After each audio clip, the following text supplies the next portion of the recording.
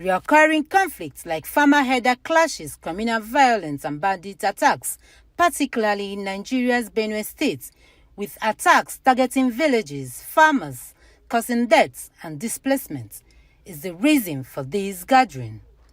Highlighting the ongoing insecurity in Benue State and how it has affected and displaced more than 300 families, especially children, the former Economic and Financial Crimes Commission (EFCC) boss, Farida Waziri, called on Nigerian leaders to take urgent action against insecurity, crime and corruption. There are lots of IDP camps in Nigeria. If you go to Benue, you weep for the country. If you go to Plateau, you weep for the country. And so many conspiracy theories. Why would anyone come into your territory to kill your people and walk away and you do nothing? The country is too corrupt.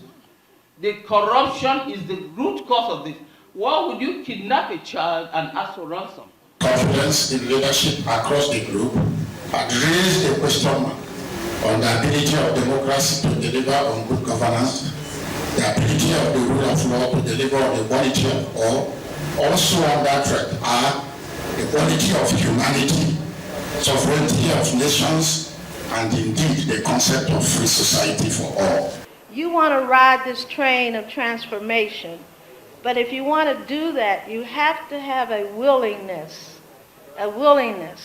to love and appreciate diversity, equity, and inclusion among your people. The President, Leadership Institute of Nigeria, Professor Iyawese Haya, called for fundraising and comprehensive approach that include rehabilitation projects, especially education programs for displaced children in the affected communities. This leadership that we claim we are, and how best can we be leaders with a purpose?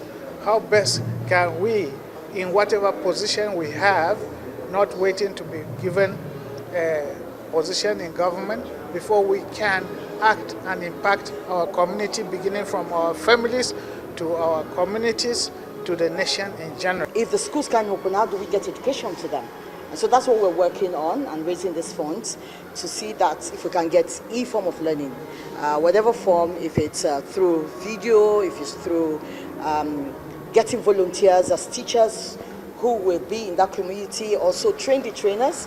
We're going to be working on doing that to see that these children have some form of education and they are relevant not only to themselves but to their society. With the theme, Africa at the Crossroads, redefining leadership for global relevance, the forum deliberates on leadership challenges and how to improve governance in Nigeria. Ngozi Onyejiaku, AIT News, Abuja.